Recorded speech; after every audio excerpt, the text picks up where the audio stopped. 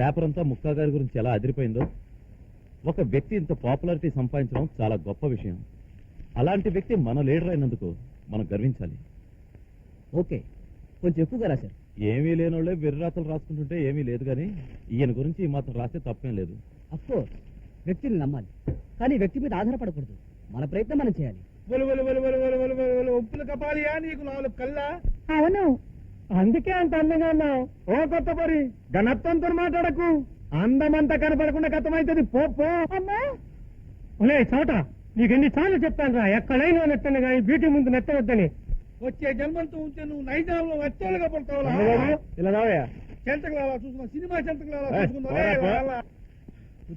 అది కాదు గురువు గారు, ఇప్పటికే 40 నవ్వులు చెలగొట్టాడు. మా తాడితే నెత్తి నాగన్న అంటాడు. రే, నేను నెత్తి నాగన్న అయితే నువ్వు నెత్తి లేని నాగన్నోలా? ఓయ్ పిచ్చివాడా, నత్తి మహాదృష్టం అయ్యా. సట్టి ముక్కువారు, బట్టతలవారు, ఎత్తు పళ్ళవారు, నత్తివారు, బ్రతుకులోన ఎప్పుడు భాగ్యశాలులవును, గురుని కాదన్న గుండుసున్నా అని ఎవరన్నారు గురువు గారు? మా గురువు గారు. ఆయన చెప్పుచ్చుకుని నాగన్న కొట్టాలి.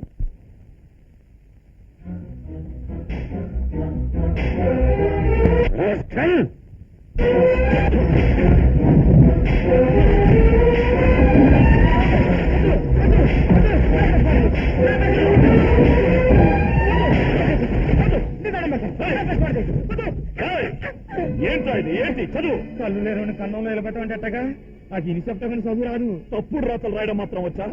గాంధీ జయంతి రోజున 200 మంది కల్తీ సారా తాగి చచ్చిపోతే వాళ్ళ గురించి రాయకుండా కల్తీ సారా తయారు చేసే ముక్క గురించి దేవుడు రాస్తావని పేపర్లో చెప్పలే. ఆ వ్యధవను పట్టుకుని వాడు గొప్పవాడు, సంఘ సంస్కర్త, కార్మిక బంధు, గెడ బొంగు అని రాసినందుకు నీ పేపర్ని కాదురా నిన్ను తగలబెట్టేయాలి. రాజకీయ నాయకులు గుమ్మం ముందు కుక్కల్లో పడుంటున్నారు. పోలీసులు కూడా వాళ్ళని అడగండి ఏ పని చేయట్లేదు. ఏదో 4 డబ్బుల కోసం 2 ముక్కల్ని 3 ముక్కల కింద అచ్చు చేసుకునేటోళ్ళం. మా అమ్మలు పట్టుకుంటూ వెంటాయి బాబు. ఇదిగో నీ ఫోటో కూడా ఒకటి ఉంటే భగత్ సింగ్ మళ్ళీ పుట్టాడని నా పేపర్లో ఫ్రీగా వచ్చేయకపోతే నీ చెప్పెచ్చుకోవచ్చు. నేను చెప్పింది విను. ఆ ముక్క ఎంత వ్యర్థమో వాడి చుట్టూ ఉండే కుళ్ళు రాజకీయం గురించి నీ పేపర్లో రాయి. అంతేకాని రౌడీని రాముడని, గుండాని బుద్ధుడని, ముక్కాని మహాత్ముడని ఇంకొకసారి నీ పేపర్లో చూశాను, నీకు నీ ప్రెస్ కి అదే ఆఖరి పత్రిక. అమ్మో, ముఖం మీదంటే మూతి పనులు రాలనయే మువ్వా, సిగుబాయనే సిరిసిరి మువ్వా, పరువు బాయనే పంచవన్నెల మువ్వా, మువ్వో నా ముక్కన్నా. లక్ష్మీవారం పూట సావురాగం లెక్క ఏడుస్తావేందిరా?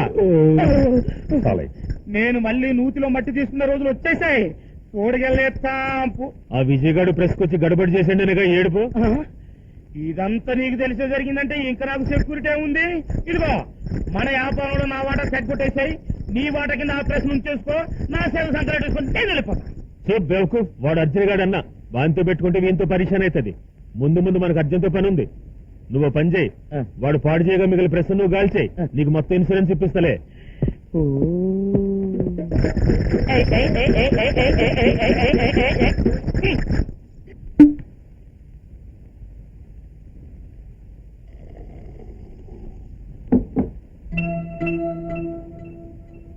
ఎవరు? నా పేరు భవాని, జర్నలిస్ట్. మీ పేరు నాకు పరిచయం లేదు, మీ వృత్తికి నాకు సంబంధం లేదు. ఇక్కడికి ఎందుకు వచ్చారు? మీకే సంబంధం ఉందని నిన్న ప్రెస్ మీద, ఎడిటర్ మీద దౌర్జన్యం చేశారు. ధర్మదేవతకు జీవిత ఖైదు, న్యాయదేవతకు ఉరిశిక్ష వేసిన సమాజం ఇది. దీనికి కావలసింది శాంతి వచనాలు కాదు, శస్త్రచికిత్స. మనకు వాక్ స్వతంత్రం ఉంది, పత్రికా స్వతంత్రం ఉంది. అసలు మనకు స్వతంత్రం వచ్చిందని మీకు తెలుసా? అమాయక జెండాను గాలి కుదిలేసి చిన్నపిల్లలకు చాక్లెట్లు పంచి పెడతారు ఆ రోజేగా. చీకట్లో స్వాతంత్రం వచ్చింది దేశానికి కాదు, దేశాన్ని దోచుకునే వారికి. గూండాని గూండాని రాయడం పత్రికా స్వాతంత్రం కానీ జాతీయ నాయకుడని రాయడం కాదు. రాస్తాం. మా పత్రికకు పొలిటీషియన్ సపోర్ట్ ఉంది, గూండాల సపోర్ట్ ఉంది. నువ్వు ఒక్కడివి ఏం చేయగలవు? తెగ నరికి ఏదైనా చేస్తాను. ఇప్పుడు నువ్వు తాగుతున్నావు, నువ్వు దౌర్జన్యం చేస్తున్నావు. చట్టం నీదే అనుకుంటున్నావు. ఒకరిని అడిగే హక్కు నీకెక్కడుంది? నేనంతరాత్మ రెచ్చగొట్టిన గూండాని. నాలో కొన ఊపిరిగా మిగిలిన న్యాయం, ధర్మం అగ్నిపర్వతమై బద్దలవకూడదని తాగుతున్నాను. ఓడిపోయిన చట్టాన్ని చూసి నేనే చట్టమయ్యాను. నన్ను అడిగే హక్కు ఎవరికీ లేదు. తెలియంది అడిగే హక్కు ప్రతి వారికి ఉంది. చెప్పలేకపోవడం నీ పిరికితనం. నా పిరికితనం కాదు, ఈ వ్యవస్థ అనాగరికం. కమాన్, వచ్చి చూడండి. ఇది ఒక sincere police officer personal room, ఒకప్పటి పర్సనల్ రూమ్.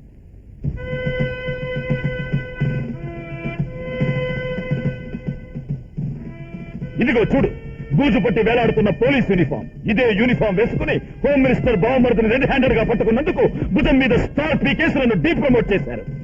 సీఎట్ తాగి ఎయిర్పోర్ట్ లో ఎయిర్ హోస్టెస్ చెయ్యి పట్టుకుని అల్లరి చేసిన సారా కాంట్రాక్టర్ ని ఈ లాఠీ విరిగేదాకా ఉతికినందుకు 1 సంవత్సరంలో 7 చోట్లకు ట్రాన్స్ఫర్ చేశారు.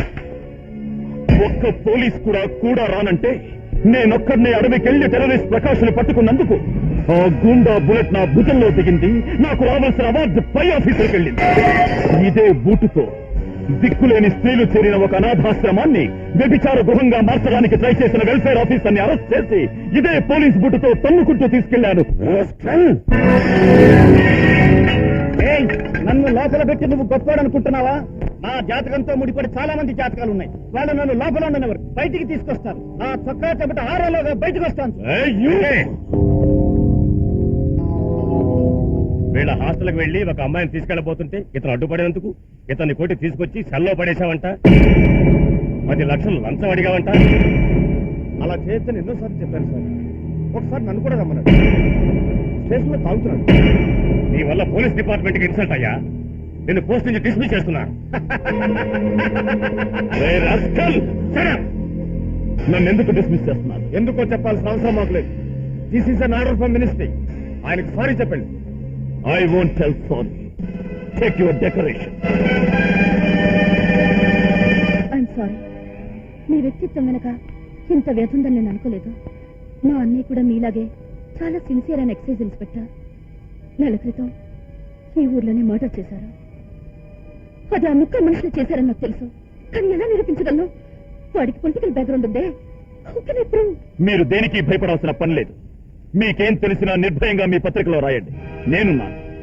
నేనిప్పుడు పోలీస్ మనిషిని కాకపోవచ్చు, కానీ మనిషిగా ఎప్పుడూ పోలీసునే. Carry on. ముక్క చీకటి వ్యాపారాల వివరాలు.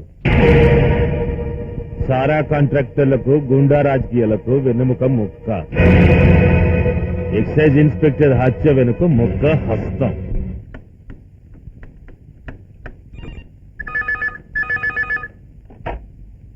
Hello, hi, good morning. శంకరా, పరుపు చాలా మెత్తగా ఉందిరా. ఏ పేపర్ పోరి కంప్యూటర్ ఆడుకుంటున్నావే? అబ్బా, భలే రాసినవే. ఎంత అందంగా రాసినావు. అది చూసినాకే తెలిసింది తెలుగింత అందంగా ఉంటాదని. అబ్బో చలికి హిరే. ఏ పేపర్ పోరి, నేను పుట్టుకతోనే అహంకారిగా పుట్టిన. తెలుగు వచ్చిన రక్తం దాగిన. నడక మొదలు పెట్టగానే సమాజాన్ని దొక్కిన. మేము గోండాలం, మేము హత్యలు చేసినాం, ఎన్నో చేసినాం. ఈ పోలీసు వాళ్ళకి తెలియదా? ఈ సమాజానికి తెలియదా? ఎవడు పీకుతాడే పోరి మమ్మల్ని. రేపు ఆగస్టు 15న ఆ సీఎం ఒక జెండా ఎగిరిపిస్తుంది. ఈ ముక్కా నరసింగారావు 600 జెండాలు ఎగిరిపిస్తాడు. నీ అన్నని చంపింది నేనేనని రాసినావు కదా. మేము అదే వారంలో 32 మర్డర్లు చేసినాం. దాన్ని రాయలేదే.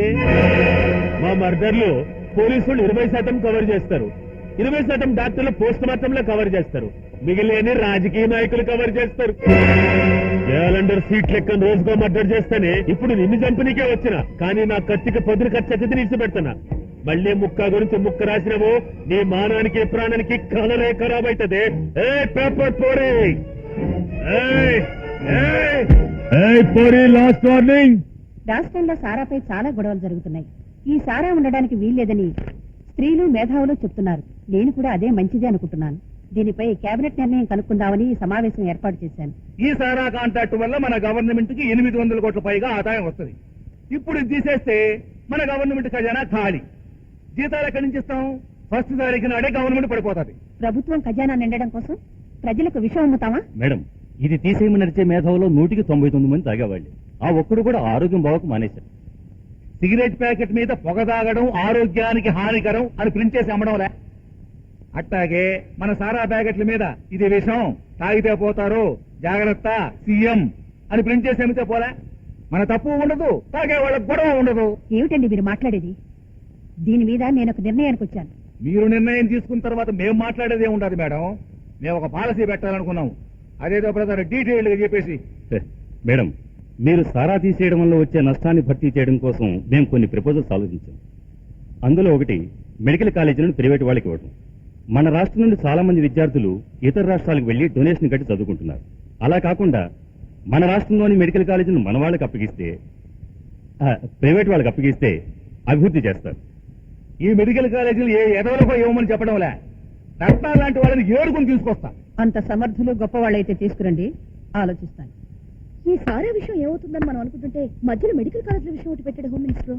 హోమ్ మినిస్టర్ ఎన్ని వేషాలు వేసినా సీఎం త్వరగా డిసిషన్ తీసుకోదు. She perfect lady. అవును, మీరు ఎప్పుడు ఇతరుల గురించి ఆలోచించలేదు తప్ప మీ గురించి మీరు ఆలోచించుకోరా? కొందరు ఆలోచించడానికే పుడతారు, కొందరు అనుభవించడానికి పుడతారు.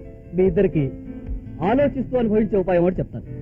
మా అన్నయ్య మర్యాదగా పలకరించే వారితో ఫ్రెండ్షిప్ చేయడు. అలాంటిది నువ్వేమో ఎదిరించి ఏంటి అని గొడవ పడ్డావు.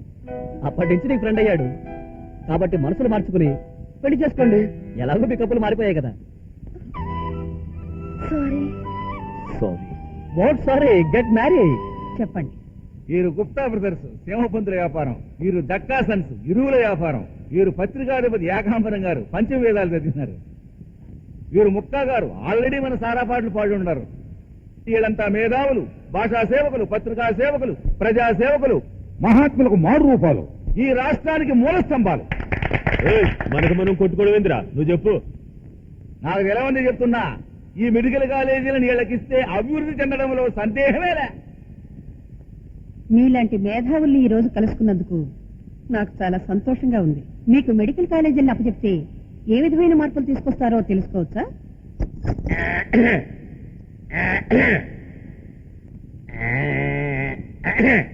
నమస్కారం అండి అమ్మా. నేను వర మీద ఒరెట్టినట్టు మెట్టు మీద మెట్టెక్కి పైకి వచ్చినట్టు ఈ వైద్య ఇచ్చ నూతిలాంటి, ఈ స్టూడెంట్ కుర్రోళ్ళు దానికి వరల్లాంటి. అందులోని ఓటే వాళ్ళ తెలివండి. ఆ ఊటను తోడే శాదే మెడికల్ కాలేజ్ అండి. శాద గట్టిన తాడే ఫీజండి. నేను ఎయ్యి నూతుల్లో పూడికి తీసుకుని కనుక ఆ శాద నాకేయటమే న్యాయం. ఈ మెడికల్ కాలేజీ మొత్తం నాకు ఇచ్చేశారనుకోండి, ఎవరికి ఏది పంతాలో నేను చూసుకుంటాను, లేకపోతే నేనే ఉంచుకుంటాను. వరల మీద ఒకటి మాట తప్పను. ఇచ్చండి ఇచ్చండి ఇచ్చండి ఇచ్చండి. నేను చెప్పాను నేను ఆ కాలేజీలు మాకు ఇచ్చే, మాకే ఇస్తామని కాలేజీ కుర్రోళ్ళ దగ్గర డబ్బు వసూలు చేసినాం. కార్పొరేషన్ ఫీజు కాదు క్యాపిటేషన్ ఫీజు. అదే వసూలు చేసినాం. నువ్వు తొందరగా దస్కత్ పెడితే మాకు అవతల చాలా పనులు ఉన్నాయి. విద్యా సంస్థల్ని విద్య తెలిసిన వాళ్లకు, విద్యా విధానం గురించి తెలిసిన వాళ్లకు అప్పగించాలి గాని సారా కాంట్రాక్టర్స్ కి, బ్రోకర్స్ కి, ఇలాంటి దగులుబాజీలకి అప్పగించడం కంటే దేశంలో విద్యని రద్దు చేయడం మంచిది. వీళ్ళు తయారు చేసేది విద్యావంతుల్ని కాదు, గూండాల్ని, దోపిడీ దొంగల్ని, దేశాన్ని అమ్ముకునే వాళ్ళని తయారు చేస్తారు. ఒక గూండా తన దాదాగిరి గురించి ఒక సీఎం ముందంత నిర్భయంగా మాట్లాడాడంటే ఈ రాష్ట్రం వీడికి ఎంత లోకువైపోయిందో, అలా అవడానికి ఎవరి ఆసరా ఉందో నేను అర్థం చేసుకోగలను. వీళ్ళని తక్కువ అంచనా వేయకండి మేడం. వీళ్ళ చేతిలో 7 జిల్లాలు ఉన్నాయి. 7 కోట్ల ప్రజల బాధ్యత నా భుజాల మీద ఉంది. నేను ఎవరికి భయపడను, ఎవరిని లెక్క చేయను. మేడం వాళ్ళంత దుర్మార్గులు నాకు తెలవంది చెప్తున్నా. మీరు సారా నిషేధిస్తారని తెలిసి ఆ కాంట్రాక్టర్లంతా కలిసి మీ భర్త మీద హత్యా ప్రయత్నం చేసినారు. వాళ్ళని ఎదిరించి మనం ఏం చేయలేం మేడం. సర్దుకుపోవడం మంచిది. ఎవరో ఏదో చేస్తారని భయపడేదాన్నైతే